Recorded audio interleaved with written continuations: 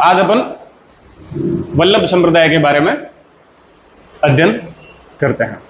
वल्लभ संप्रदाय अपने आप नाम से ही पता चल रहा है आपको कि इनका प्रवर्तक कौन था? वल्लभाचार्य जी। तो लिख लीजिए, इनके प्रवर्तक हैं वल्लभाचार्य जी।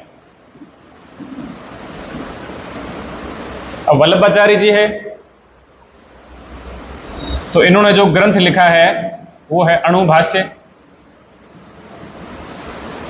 इनका जो दर्शन है वो है शुद्धाद्वैत।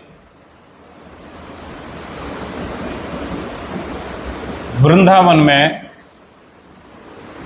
श्रीनाथ जी का मंदिर बनवाया था।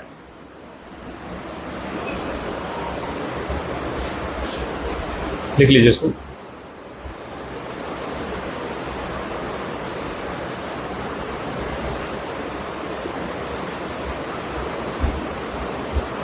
प्रवर्तक वल्लभाचार्य जी, ग्रंथ है इनका अणुभाष्य, दर्शन इनका शुद्धाद्वैत।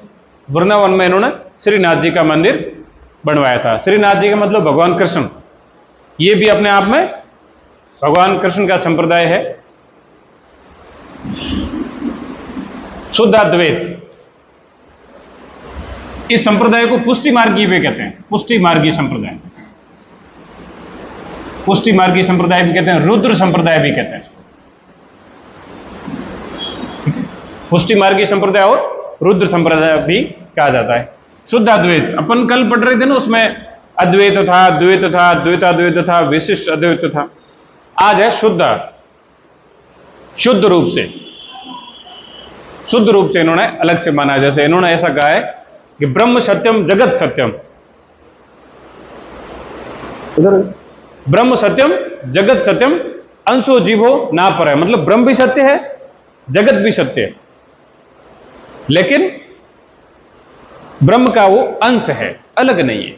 ब्रह्म का क्या है? अंश है। उसी प्रकार से शुद्धाद्वैत का है, भाई दोनों है, ब्रह्म भी है, जगत भी है, दोनों चीजें हैं, लेकिन अपने आप में ब्रह्म है, वो उसका जीव जो है वो ब्रह्म का क्या है? अंश है, उससे अलग नहीं। ये शुद्धाद्वैत है वल्लभाचार्य जी का। ठीक है। वृंदावन में श्रीनाथ जी का मंदिर बनवाते हैं। इनकी पीढ़ी में बाद में होते हैं विठलनाथ जी। इनकी पीढ़ी में बाद में कौन होते हैं?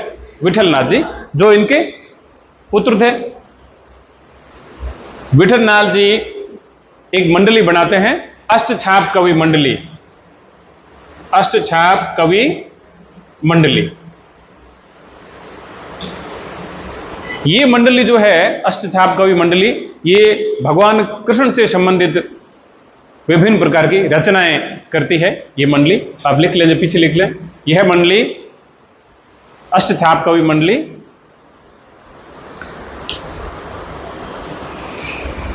भगवान कृष्ण से संबंधित विभिन्न प्रकार की रचनाएं करती है। विभिन्न प्रकार की रचनाएं करती है।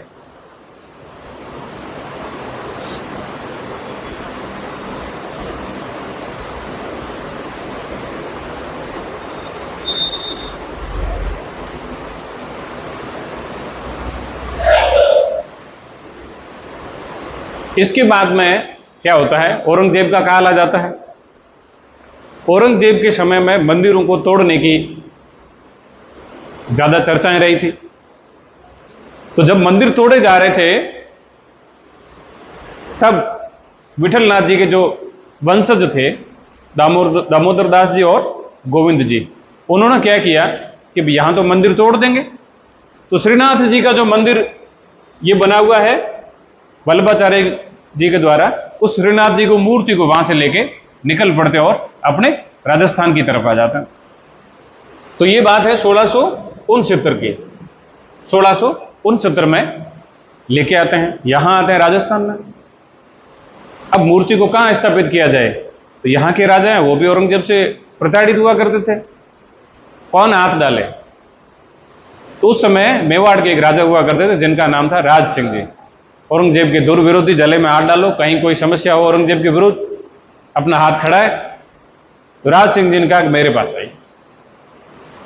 मैं मेरे क्षेत्र में इस मूर्ति को स्थापित करूंगा। और 1671 में सिहाड़ गांव है, उस सिहाड़ गांव में इस मूर्ति को स्थापित कर दिया जाता है और वर्तमान में वो सिहाड़ गांव वो नाथ द्वारा कहलाता है। तो लिखिए 1669 में औरंगजेब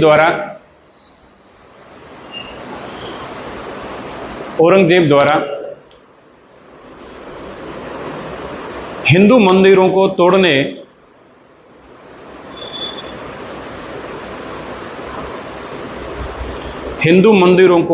तोड़ने के भय से विठलनाथ जी के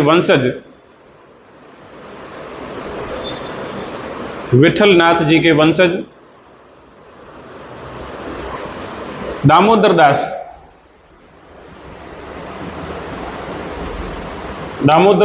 व गोविंद जी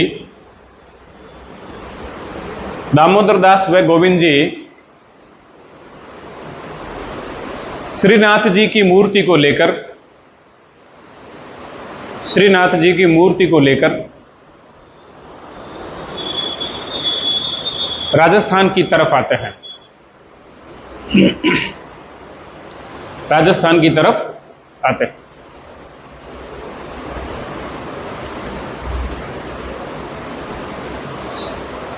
आगे लिखें सन 1671 में मेवाड़ के राणा राज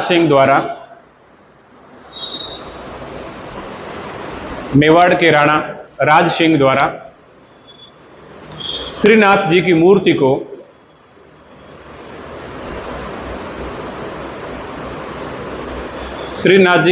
को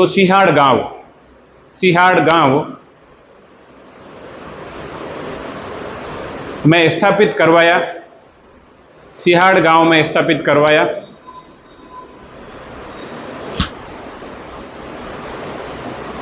जो कि वर्तमान में नाथ द्वारा कहलाता है।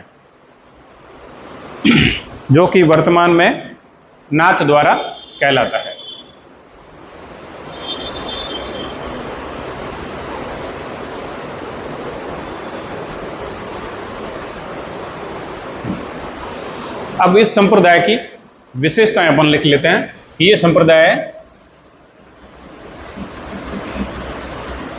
क्या क्या करता है। पहली बात तो ये कि वल्लभ संप्रदाय जो है वो भगवान कृष्ण की बाल रूप की पूजा करता है। कौन सा रूप है? बाल रूप। आप चित्र में देख रहे होंगे, छोटे से बच्चे का रूप है, उसकी पूजा करता है। तो लिख लीजिए कृष्ण के बाल रूप की पूजा। भगवान कृष्ण के बाल रूप की पूजा करता है। भगवान कृष्ण के बाल रूप की पूजा करता है। भगवान कृष्ण के बाल रूप की पूजा करता है।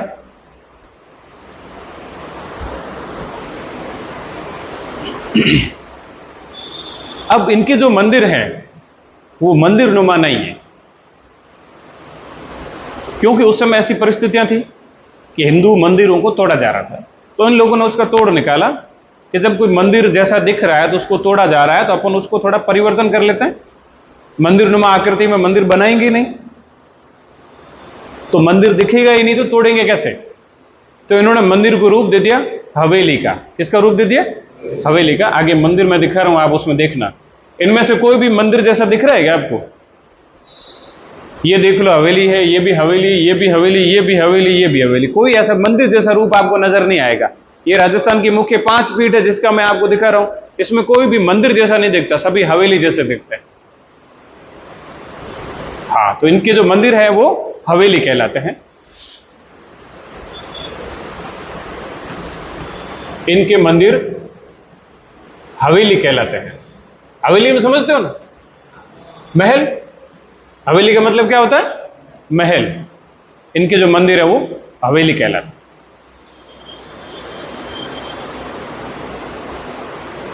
सिंपल सी बात है, हवेली में गाए जाने वाले गीत हैं तो उनको हवेली संगीत कहा जाएगा। हवेली संगीत, हवेली में गीत गाए जाएंगे तो हवेली संगीत होंगे, लिख लीजिए। इन मंदिरों में जो भी आरती वगैरह होती है उसको हवेली संगीत कहते हैं, लिख लो। इन मंदिरों में गाए जाने वाले गीत, इन मंदिरों में गाए जाने वाले गीत हवेली संगीत कहलाते हैं। इन मंदिरों में गाए जाने वाले गीत हवेली संगीत कहलाते हैं।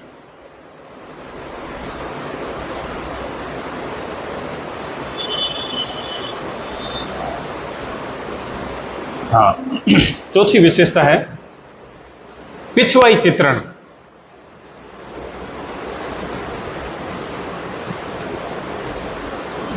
पिछवाई चित्रण, चौथी विशेषता क्या है? पिछवाई चित्रण। क्या होता है? ये दिख रही है आपको, ये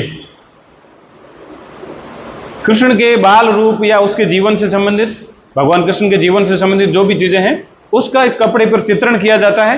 और वो कपड़ा जो है, ये जो भगवान की मूर्ति लगी है मंदिर में, उसके पीछे उस कपड़े को लगा दिया जाता है, इसलिए इसको पिछवाई कहते हैं। पीछे, मूर्ति के पीछे उसको चित्रण करते हैं, इसीलिए उसको पिछवाई चित्रण किया जाता है। और ये नाथ द्वारा का पिछवाई चित्रण है, वो बहुत प्रसिद्ध है। तो लिखिए, मंदिर में पिछवाई चित्रण के पीछे लिखो। कई बार क्या ये 15 शब्दों में भी आपके सामने पूछा जा सकता है, तो इसको लिख लो आप। मंदिर के अंदर मूर्ति के पीछे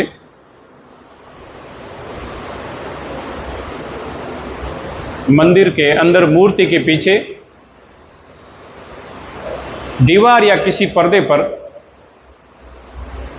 दीवार या किसी पर्दे पर भगवान कृष्ण की बाल लीलाओं का, भगवान कृष्ण की बाल लीलाओं का चित्रण किया जाता है, चित्रण किया जाता है, जिसे पिछवाई कहा जाता है, जिसे पिछवाई कहा जाता है।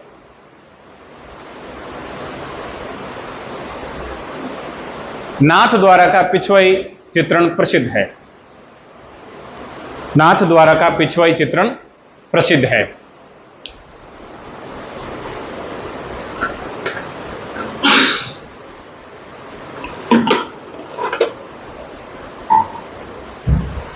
ठीक है,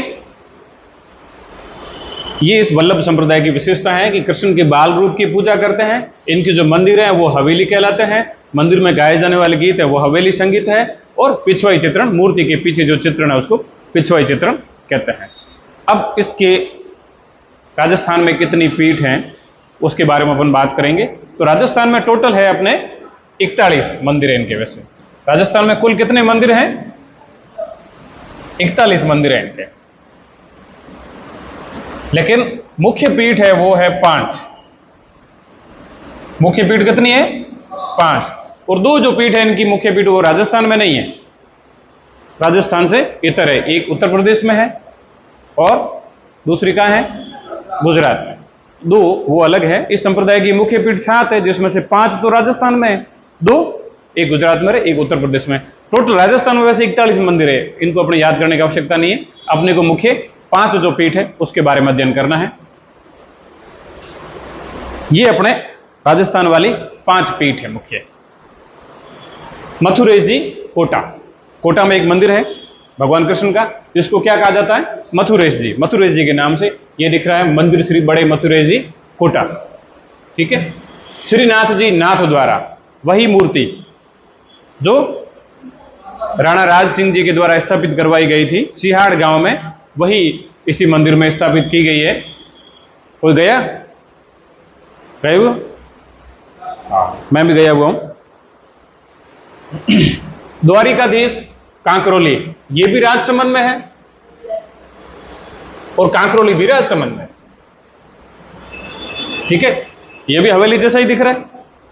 गोकुल चंद्र जी कामा, कामा कौन से जिले में है? डीग में है। कालांतर में भरतपुर में था, अब वो डीग में है। एक है मदन मोहन जी कामा, ये डीग में। अपन एक और मदन मोहन जी पढ़ चुके हैं, वो करौली वाले। करौली वाले गौड़ीय संप्रदाय से संबंधित है, और कामा वाले वो वल्लभ संप्रदाय से संबंधित है। ये ध्यान रख लेना, नाम एक है, दोनों भगवान कृष्ण के मंदिर हैं, लेकिन संप्रदाय अलग अलग है इनके, इस चीज का विशेष ध्यान रखना। तो ये पांचों पीठ लिख दो। राजस्थान में वल्लभ संप्रदाय के कुल 41 मंदिर है। राजस्थान में वल्लभ संप्रदाय के कुल 41 मंदिर है।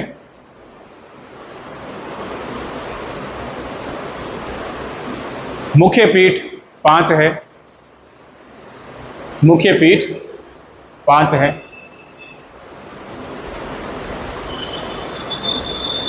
मथुरेश जी कोटा, मथुरेश जी कोटा। श्रीनाथ जी नाथ द्वारा, श्रीनाथ जी नाथ द्वारा।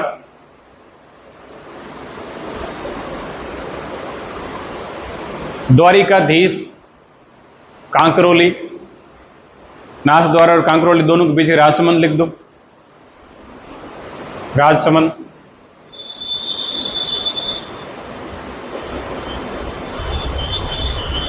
गोकुल चंद्र जी कामा,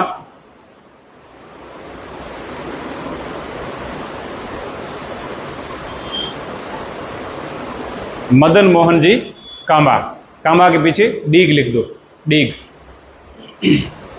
मदन मोहन जी कामा।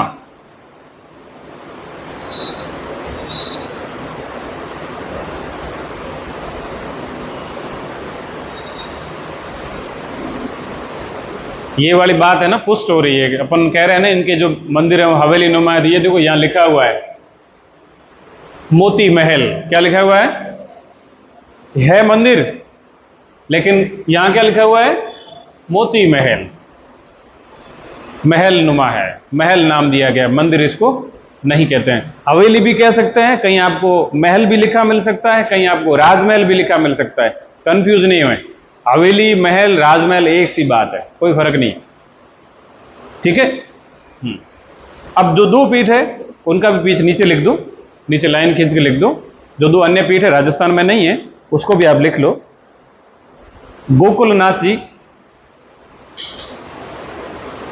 गोकुलनाथ जी,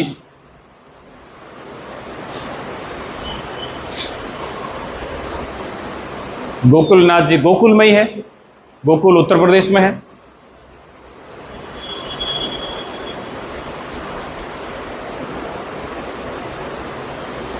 और बालकृष्ण जी, बालकृष्ण जी सूरत, बालकृष्ण जी सूरत गुजरात।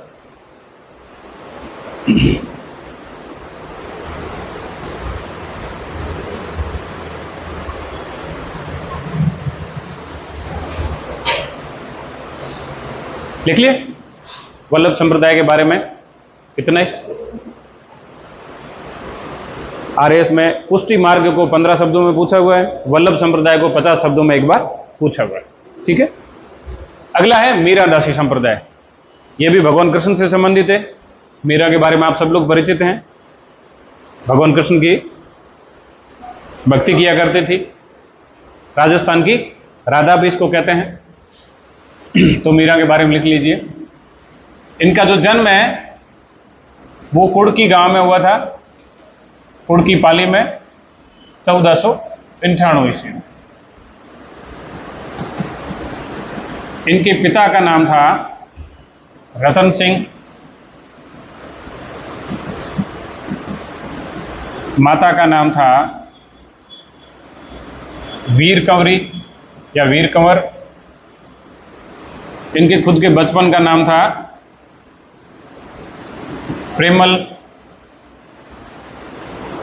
और इनके दादा का नाम विशेष रूप से याद रखें, राव दूधा, राव दूधा। रतन सिंह जी है वो बाजोली के जागीरदार थे, बाजोली के जागीरदार, बाजोली के जागीरदार।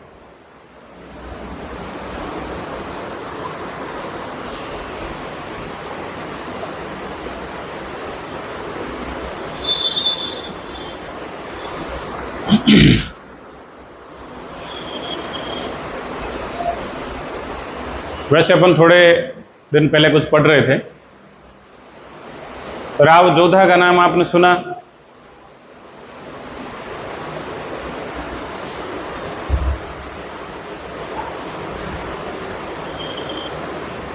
राव जोधा,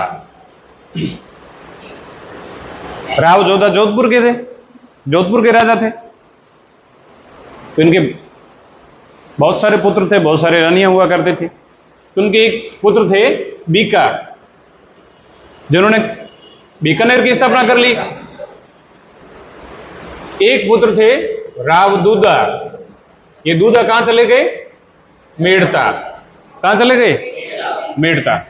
राव दूधा के दो पुत्र, एक थे वीरमदेव, दूसरे थे रतन सिंह। ठीक है, वीरमदेव के था जयमल, रतन सिंह के मीराबाई।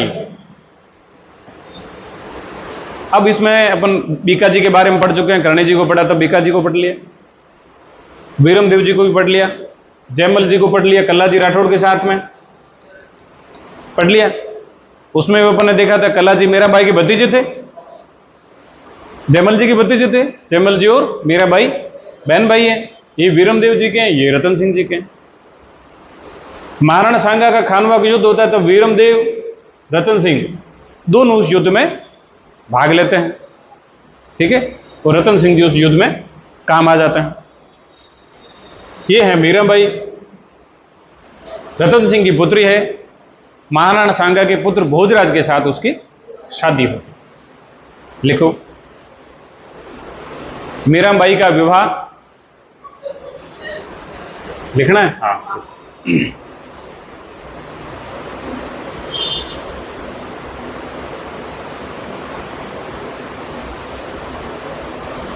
मीराबाई का विवाह महाराणा सांगा के ज्येष्ठ पुत्र भोजराज के साथ हुआ। ज्येष्ठ पुत्र भोजराज के साथ हुआ।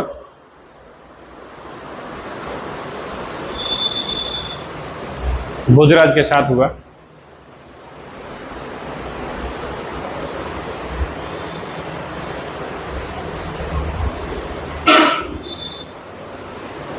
बात दरअसल ये थी कि मीरा जन्मी तो कुड़की में, लेकिन राव दूधा कहां रहते थे?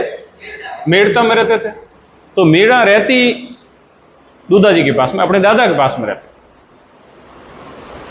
वहीं खेला करती थी, वहीं रहती थी। तो ये घूमने चले गए एक बार, कहीं मंदिर में जाते हैं, भगवान कृष्ण का मंदिर था, वहां जाते हैं और वहां कोई बारात आ जाती है।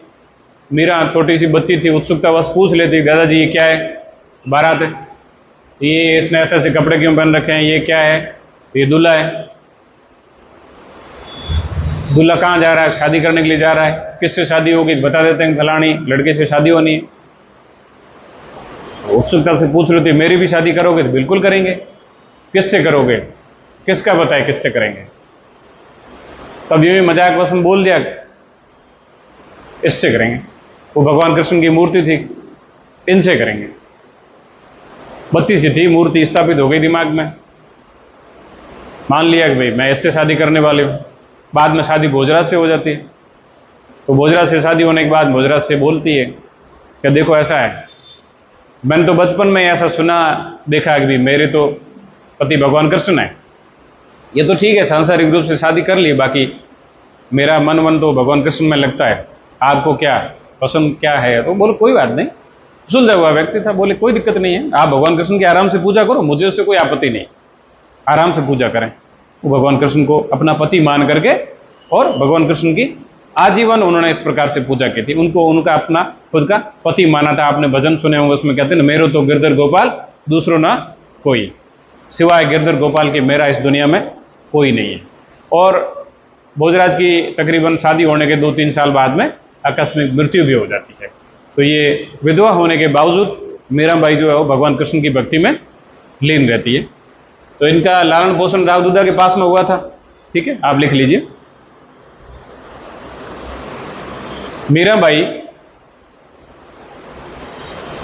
मीराबाई भगवान कृष्ण को मीराबाई भगवान कृष्ण को अपना पति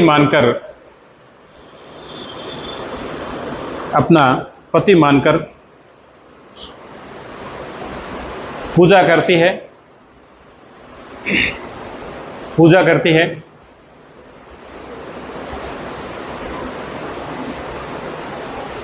पूजा के साथ में इनका जो तरीका था ना, वो क्या था? ये देखो, वीणा इनके हाथ में है, भगवान कृष्ण का स्मरण करना, उनके संबंधित गीत गाना, पदावलियां रचना और साथ में बजाना और नृत्य करना। तो कहते हैं कि वादन, गायन और नृत्य, इन तीनों चीजों को साथ में रख करके मीरा ने भक्ति की थी। ठीक है। अब क्या है कि जब पुराने समय में ऐसा था कि जब पति की मृत्यु हो जाती तो पत्नी को सती होना पड़ता है, लेकिन महाराणा सांगा को जब ये पता चलता है कि ऐसी बात है, और मना कर देते हैं, देखो ये भगवान कृष्ण की भक्त है तो इसको अपनी भक्ति करने दो, सती होने की कोई आवश्यकता नहीं है, सती नहीं होने देते हैं। बाद में भोजराज के छोटे भाई, उनका नाम भी रतन सिंह है, वो राजा बनते हैं। तो राणा रतन वो भी मीरा को किसी प्रकार की कोई यातना नहीं देते हैं, कोई परेशान नहीं करते हैं, आप भगवान की भक्ति आराम से करो। चित्तौड़गढ़ का जो किला है उसमें एक मंदिर भी बना हुआ है, भगवान कृष्ण का भी मंदिर है, मीरा का भी मंदिर बना हुआ है। तो अपन मंदिर में देखेंगे ना, हाँ ये वाला ये मीरा का मंदिर बना हुआ है। अब मीरा का मंदिर मतलब भगवान कृष्ण का मंदिर था जिसमें मीरा पूजा किया करती थी, राणा सांगा के द्वारा निर्मित है। राणा सांगा ने उनके लिए एक मंदिर भी निर्मित करवाया था। कुंभ श्याम मंदिर है, उसके पास में एक छोटा सा मंदिर बना हुआ है। रतन सिंह की भी जल्दी मृत्यु हो जाती है। बाद में विक्रमादित्य बनते हैं। विक्रमादित्य की कहानी इतिहास में अपन और पढ़ेंगे। विक्रमादित्य को चीजें पसंद नहीं आती है, क्यों? इनके जो मीरा जी के गुरु थे ना, वो थे रैदास, वो दलित जाति से संबंधित थे, चमार थे।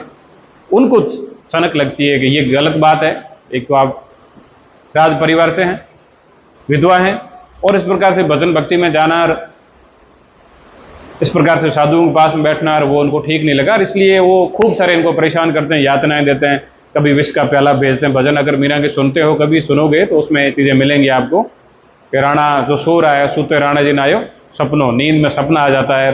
फिर वो इस प्रकार की उसमें कई सारी कहानियां कही गई, भाई वो विष का प्याला भेजते हैं, सांप को भी भेज देते हैं। मीरा के कुछ नहीं होता है, भगवान कृष्ण के ऊपर से छत्र छाया तो क्या होना है, कुछ नहीं होना। लेकिन जब इस प्रकार की यातनाएं होती तो मीरा वहां से परेशान होती है और वहां से वृंदावन चली जाती है।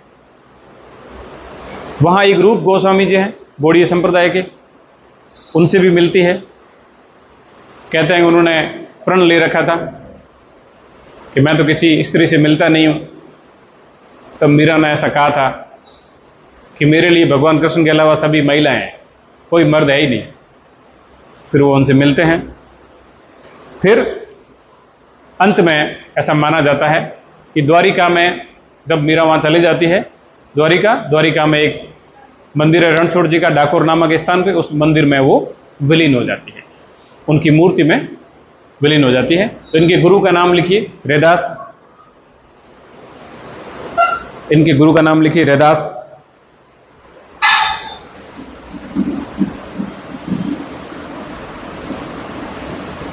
गुरु का नाम है रैदास। पीछे लिख लीजिए, चमार जाति से संबंधित थे।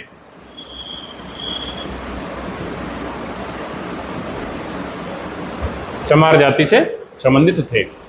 ये वही वाले रैदास है जो रामानंद जी के शिष्य हैं। ये वही रैदास है जो रामानंद जी के शिष्य हैं, चमार जाति से संबंधित थे। ठीक है, लिख लीजिए। विक्रमादित्य द्वारा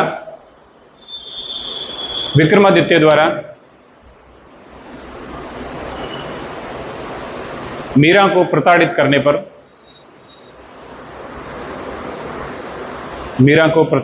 पर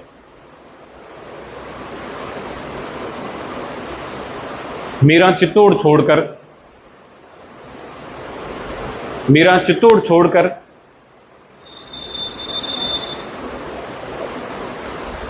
द्वारिका चली जाती है।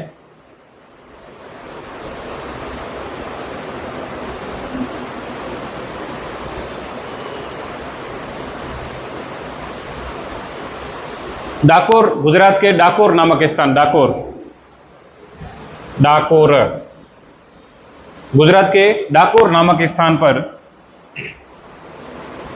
डाकोर नामक स्थान पर स्थित रणछोड़ राय मंदिर,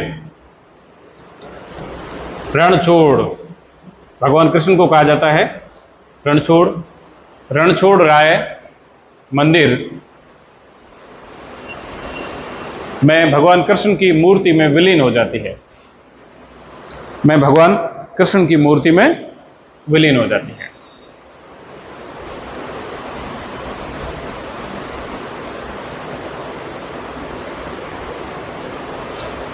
ठीक है,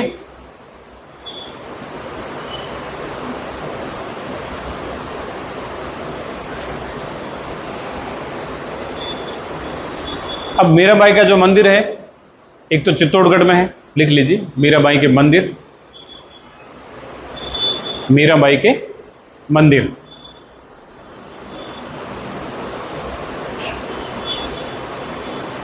चित्तौड़गढ़ किले में स्थित है, चित्तौड़गढ़ किले में स्थित है। पीछे लिख लीजिए कोष्टक में राणा सांगा द्वारा निर्मित, राणा सांगा द्वारा निर्मित, राणा सांगा द्वारा निर्मित।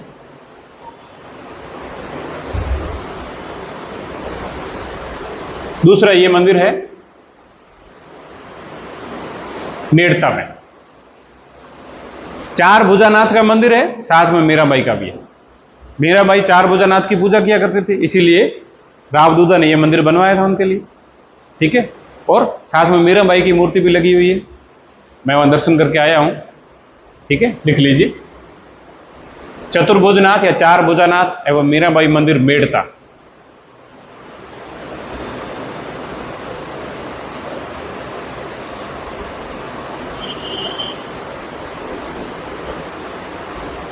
अब है मीराबाई की रचनाएं।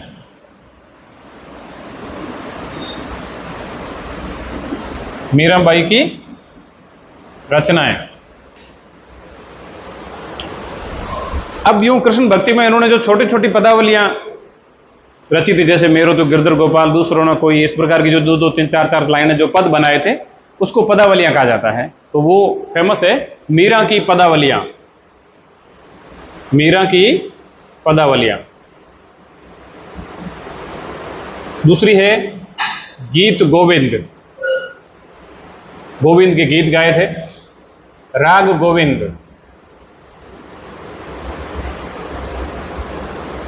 रुक्मणी मंगल,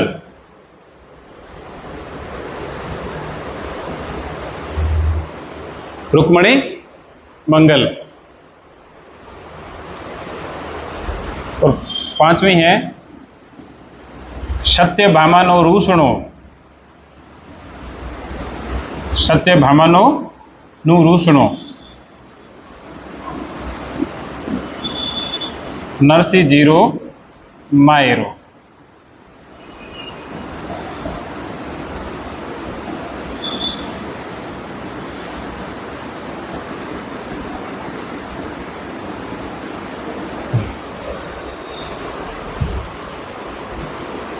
एक तो है मीरा की पदावलियां, दूसरी है गीत गोविंद, तीसरी है राग गोविंद। रुक्मणी मंगल, रुक्मणी भगवान कृष्ण की पत्नी थी। एक दूसरी पत्नी थी सत्यभामा, वो नाराज हो गई थी, इसलिए सत्यभामानु रूषणो, नरसी जीरो मायरो। ये जो बुक है ये रत्ना खाती करके एक व्यक्ति थे, उनके सहयोग से इन्होंने, मीरा का मार्गदर्शन था, उनका भी सहयोग था, उन्होंने मिलकर के लिखी थी ये किताब। ठीक है, नरसी जी का मायरा तो बड़ा फेमस है, पूरी कथा है एक तरीके की।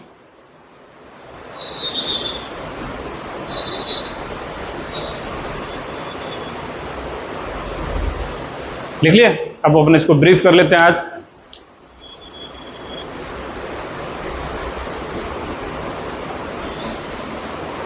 बढ़ा लो। वल्लभ संप्रदाय, जिसको पुष्टि मार्गीय कहते हैं, रुद्र संप्रदाय भी कहा जाता है। पुष्टि मार्गीय इसलिए कहते हैं कि भगवान खुद पुष्टि करेंगे कि मैं आपको आशीर्वाद दूंगा तो ही संभव है। भगवान खुद तय करेंगे किसको आशीर्वाद देना है, किसको आशीर्वाद नहीं देना है, पुष्टि करेंगे वो।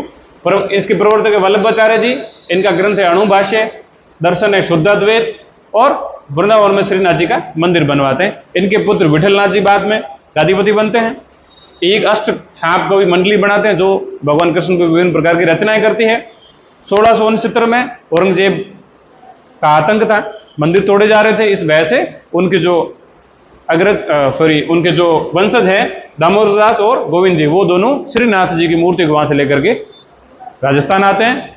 मेवाड़ के महाराणा राज सिंह जी तैयार हो जाते हैं। 1671 में सिहाड़ गांव में इस मूर्ति को स्थापित करवाया जाता है, जो वर्तमान में नाथ द्वारा के नाम से प्रसिद्ध है। इस संप्रदाय की विशेषता है कि कृष्ण के बाल रूप की पूजा करते हैं। इनके जो मंदिर है वो हवेली कहलाते हैं। हवेली में गाए जाने वाले संगीत हवेली संगीत कहलाते हैं। और मूर्ति के पीछे जो दीवार पर चित्र उकेरे जाते हैं या पर्दे पर, उसको पिछवाई चित्रण कहते हैं। नाथ द्वारा का पिछवाई चित्रण प्रसिद्ध है। राजस्थान में कुल 41 मंदिर है और इस संप्रदाय की मुख्य 7 पीठ, जिसमें 5 राजस्थान में, 2 अलग, एक सूरत में है और दूसरी है गोकुल में। तो ये मुख्य पीठ है मथुरेश जी कोटा, श्रीनाथ जी नाथ द्वारा राजसमंद, द्वारिकाधीश कांकरोली राजसमंद, गोकुल चंद्र जी कामा डीग और मदन मोहन जी कामा डीग। मीरा जन्म इनका कुड़की पाली में 1498 ईस्वी में। पिता का नाम रतन सिंह जी बाजोली के जागीरदार थे। माता वीर कंवरी, बचपन का नाम पेमल था और दादा का नाम राव दूधा, जो मेड़ता, लालन पालन मेड़ता में हुआ था। भगवान कृष्ण की भक्त थी, इसलिए इसको राजस्थान की राधा भी कहा जाता है। गुरु रैदास चमार जाति से संबंधित थे और इनकी शादी कहाँ होती है? चित्तौड़ के भोजराज से, राणा सांगा के पुत्र से। और बाद में भोजराज की मृत्यु हो जाती है। विक्रमादित्य उनके छोटे भाई, वो राजा बनते हैं, उनके द्वारा इनको परेशान किया जाता है। फिर ये द्वारिका की तरफ चली जाती है, वहाँ भगवान का मंदिर है रणछोड़ रहा है, उसमें वो मूर्ति में विलीन हो जाती है। इनके 2 मंदिर हैं, एक चित्तौड़गढ़ किले में स्थित है, दूसरा मेड़ता में है। इनकी रचनाएं हैं मीरा की पदावलियाँ, गीत गोविंद, राग गोविंद, रुक्मणी मंगल, सत्यभामानु रूसनो, नरसिंह जी का मायरा। नरसिंह जी का मायरा रत्ना खाती के सहयोग से लिखा गया है। ठीक है, आज इतना ही।